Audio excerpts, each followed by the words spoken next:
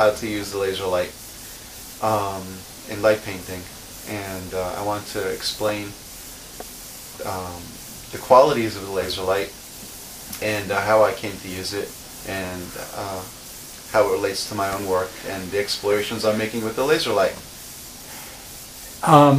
Why did you decide to use a laser light versus the other flashlight method that you had initially worked on for some time? I was curious about it. There's a photographer who used to be in our art group named Steve Dominguez, and he did a number of light paintings with the laser light, and I wanted to try it. And I did, and initially it was interesting, but I wasn't getting the results I wanted to get, so I started adding a small flashlight to the usual laser, so I combined the two together. So what particular type of photographs lend themselves, or subject matter lends itself to this laser light photography? I mean, do you do like still lives, or? Yeah. You photograph portraits, still life. Oh, you do portraits? Yeah, I've done one. I've only done one myself. The last picture I took was a portrait. And even in college, I took, photography classes from pretty good teachers, and I did really badly in photography in college. Really? Why was that? I was a terrible. This is a Parsons School of Design? Yeah. Yeah. Because I couldn't see well, and I was trying to capture things in the camera's viewfinder that were impossible, that I had seen, like Cartier-Bresson and street photography. Say, like, one thing going on at one side of the camera, then relating to something else going on the other side of the frame. Like, I mean, something that you need very, very good peripheral vision to and you capture could not the capture whole thing. That, right. And what wound up happening with me was I would see something and try to shoot it, and then something else would come into the camera when I wasn't seeing it and like mess up everything, and it didn't come out good at all. It never came out the way I wanted it to come out. I see. So you abandoned photography. Yes. And you moved into painting. To painting. Yes. Right. I see. And what kind of painting style would you say you use? I gravitated towards expressionistic still life, abstract work, surrealism. This is a small pen light flashlight. This is a laser pointer. These are the two tools I'm going to be using. Technically what's happening is I'm using a digital camera. It's a Nikon D90. It has autofocus. You'll see when the picture starts, you'll see a flash go off. It doesn't mean it's taking a flash picture. It's just the just bang the camera. The autofocus is focusing on the objects. Okay. The room lights are going to be out. It's going to be pitch dark. These two are only going to be the sources of light here. And the idea involves what isn't here instead of what is here. It's about presence and absence. That's what I was thinking of when I thought of this idea. And how can you depict something that isn't here? That's the theme of the picture. So how do you do that? One way is through symbols. The symbols are very powerful, and I use symbols in my art. And symbols have a lot of meaning for people. One way is, I'm going to show you these.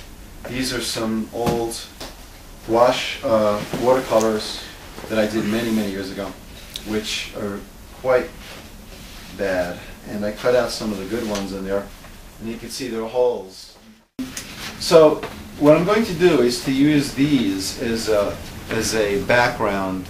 I cut out. Oh, I see. I cut out the better ones, and I left the bad ones here. I see. Well. So these are going to symbolize something that is not there. They're going to be surrounding is a photo album that doesn't have photographs in it. It's empty. What you see is these holders for the picture that don't contain pictures. They're gone. So it's a picture about absence. Absence of what? Visual things? Yeah, well, that's part of it too. It's about blindness and about not being able. That's an appropriate question. It's somewhat about that too. Yeah. So this is going to surround this. I'm going to have both leaves open, and I'm going to make a frame of these too. And I also have this pillow I found here. It's right on top of the sofa. This here, yeah, that which has chair. kind Yeah. of really interesting triangular shapes in it. Here. So I'm going to put this sort of in the background. And I'm going to put this photo album in it too. And these here. And I'm going to use the laser pointer in the picture to connect. It's going to be about connection too. How the laser pointer's light connects all these different elements of absence. Okay, so I'm going to use the border like this. And I'm not going to keep them steady. I'm going to move these around so that the pictures are not too clear in them. And I'm going to also shine the light through the empty holes like these, so you can see. First thing I'm going to do is I'm going to give it a little light with the little flashlight.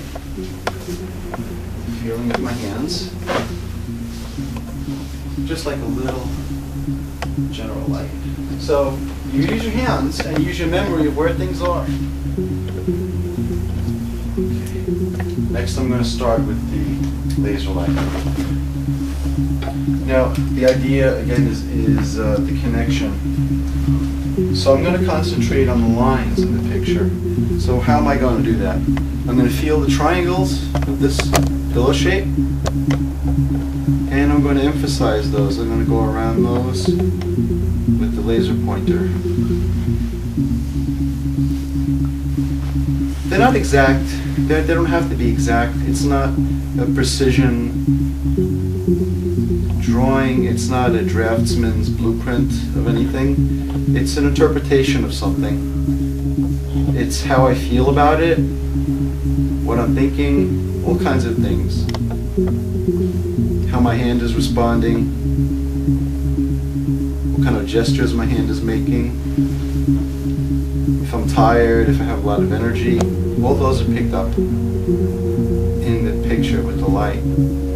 So now I'm in the center part, I feel, where that papery thing was. And here I think my mind says, okay, I'm going to make it very strong. I'm going to make these lines like zooming and very linear, sort of like a pencil scratching and scratching and scratching right down the center. And I'm going to do that with the laser by making a lot of lines in it. Now I feel the edge of the album, and I'm going to go around the edge until I start to feel the little white things that hold the pictures. I feel one here. I'm going to brighten that up. I feel another one here. I'm going to brighten that one up. I'm going to feel around more. I feel this one. I'm going to brighten that. And I'm going to draw a line between them to like outline where the picture used to be. It doesn't have to be exact. Again, it's not a Xerox duplication of something. It's like a drawing or sketch of something, an interpretation. And I'm going to do some lines at the edge where the papery part of the leaves are. It's a black pages, so the lines won't show. I guess I don't really know what it'll look like, but I guess it'll be kind of dark light down there, dark lines. Because every paper, every texture is going to look different. So what is that a representation of? A past history? Yeah, It's that. It is that. It is. So what pictures were in that? This album? was my sister's photo album. And your sister passed away. Yes, my sister has passed away, so this used to be her album. So I'm giving it some new artistic life and bringing it back in an art form. And I think my sister would really like that. And I'm making some squares with the lines. maybe where the pictures used to be. I don't know, I'm not sure. Alright, I think I did enough light on that. I'm going to go back up, do a little more lighting. This triangle thing. Now I'm going to start turning my attention to the frame that's around it. Remember those pictures, those gouache pictures that I cut out? I'm going to start to light those now. I feel with my hands. I can actually feel, you know what's funny?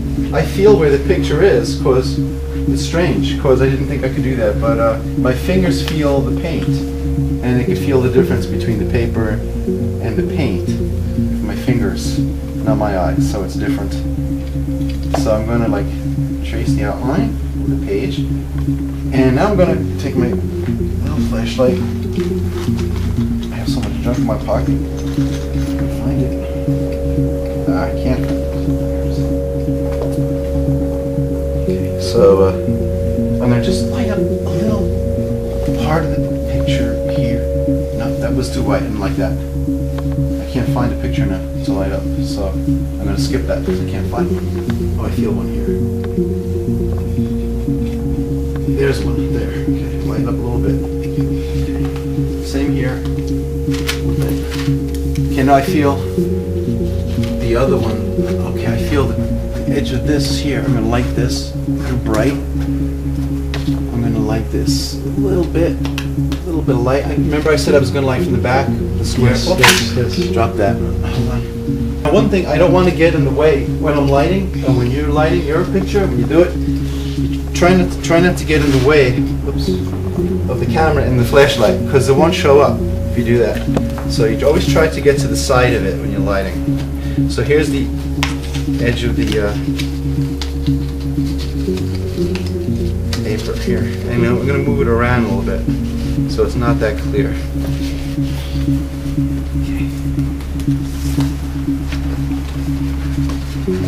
See, I'm going to light even the paper from behind. See the flashlight? This is behind the paper now. That's going to give it a different type of a light, different look. That's going to give it a different look, that little square in there. Now I'm going to take the laser light again. Remember, this is a combination of the flashlight and the laser light. So it's using the two different types. And I'm going to go over it, the whole thing, with some streaks. Long streaks. Like scratches. Kind of almost like it was being clawed or torn slightly or jagged, or some kind of scratching was going on in the whole picture. And this also unifies it too. It brings everything together with the same sort of light. And I think that's about it.